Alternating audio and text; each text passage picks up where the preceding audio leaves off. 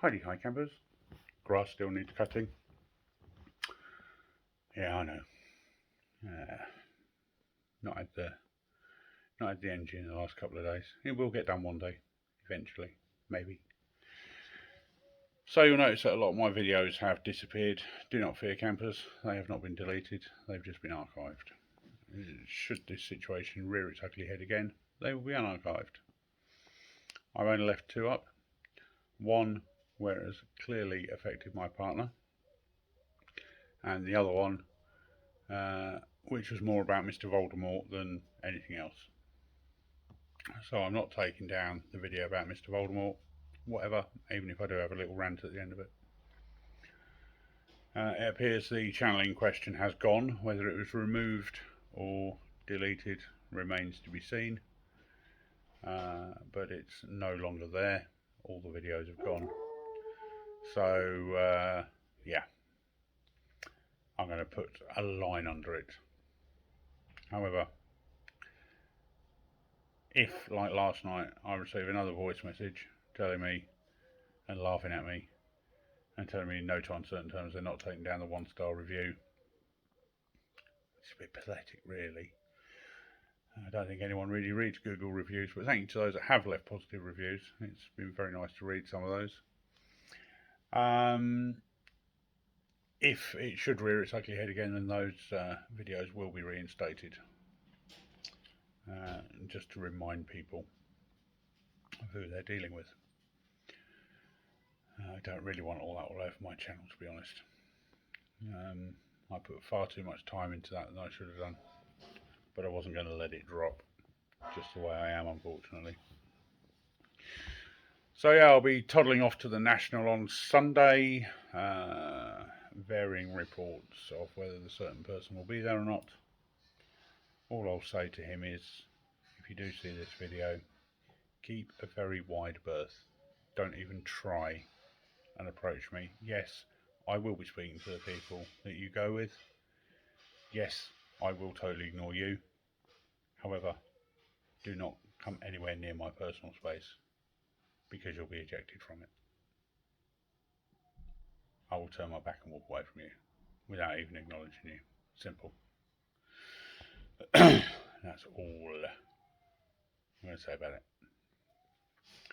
Today I have started my flu treatment. I got the Kasuri flu chem, and I got some Kasuri potassium permanganate, because funny enough the price of potassium permanganate has gone through the flipping roof. I paid 19 quid for half a kilo tail end of, start of this year, and it's now 21 quid for 250 grams. What's going on? Used to be a cheap as chips treatment. However, it's actually worked out cheaper to buy the Kasuri stuff from the distributor than to buy 250 grams off eBay. Although I have heard some people say Kasuri stuff is not as good and not as pure. Having used it this afternoon, I would disagree. I would say it's just as good as the stuff you get on eBay. Just as good. So the pond has been PP'd in readiness for the flu chem tomorrow. It'll be a full dose tomorrow, half dose the day after that, and a half dose the day after that. Yes, again, I'm ignoring the instructions on the packet, but I am taking the advice of Josh, who you can see talking on Koi Wholesale channel, and I actually agree with what he's saying. It's not that fluke resistant, it's that the medications have changed. A few years back they were twice as strong as they were now. I say a few years back, probably a decade ago, so quite a lot of you won't even remember it.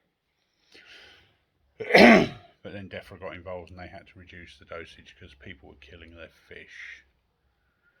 What I call my pond's bigger than yours syndrome. Where they go, I've got a 5,000 gallon pond. Well, mine's 6,000 gallons, and really they've both got 2,000 and 3,000 gallons. And then they believe their own BS and go and dose their pond and they're putting in 4 times as much as they should, and all the fish go floating to the surface, and they wonder why.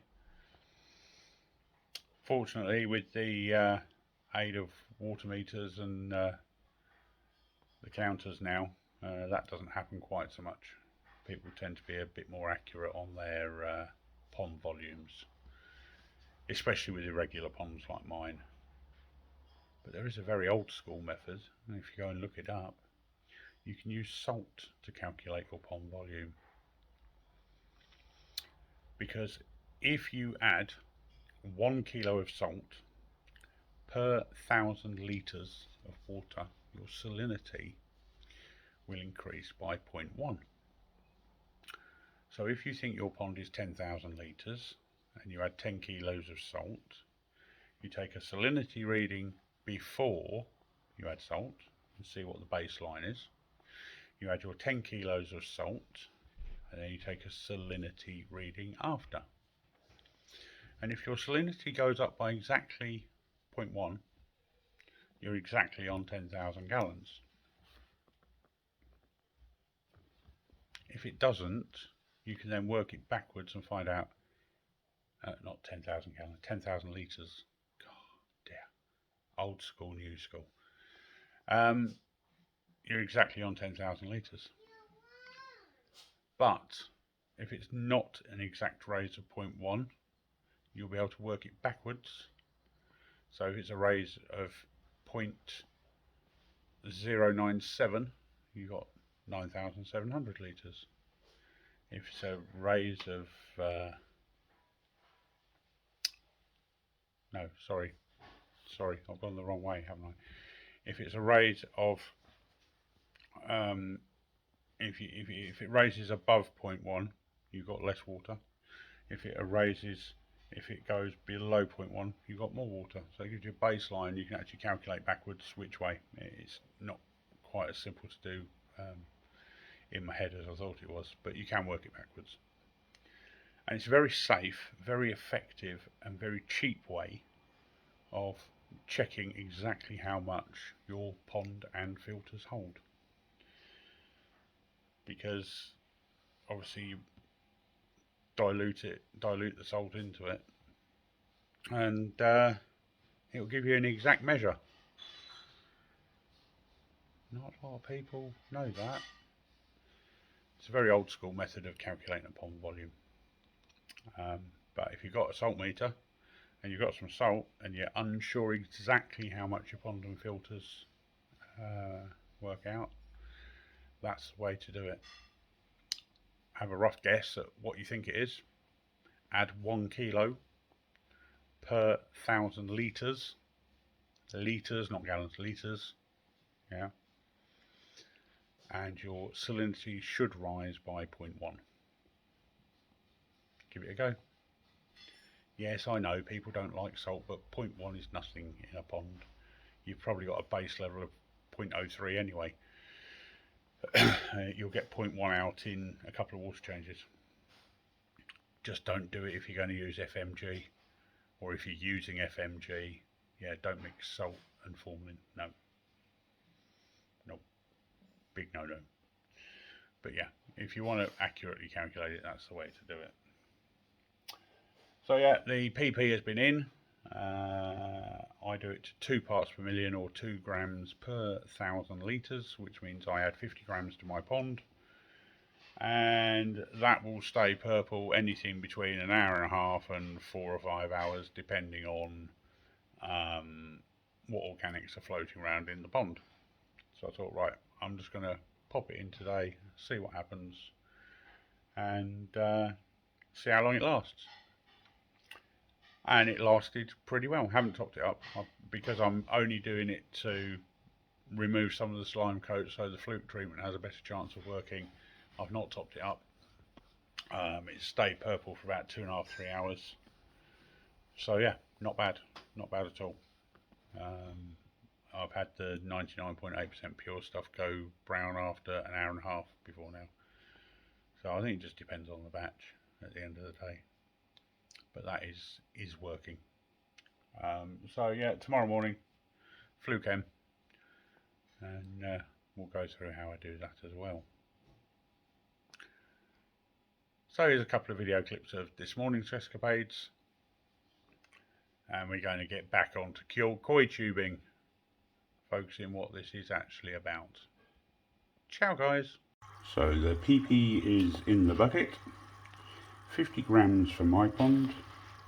We're using the Kasuri PP. I don't actually stick to the instructions, naughty me, slap on the back of the wrist.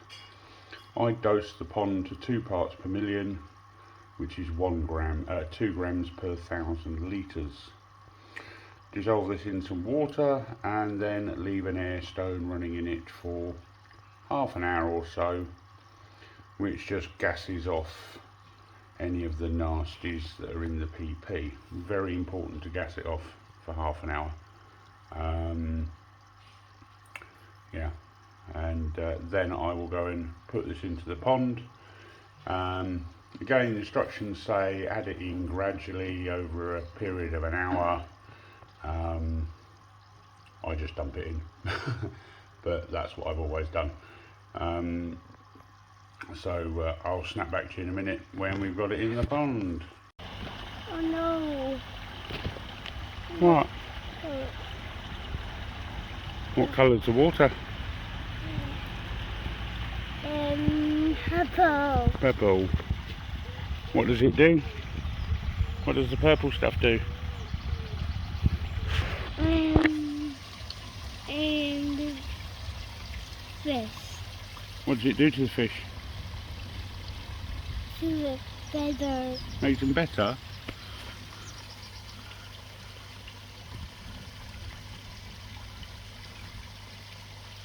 There you go, from the mouth of a 3-year-old.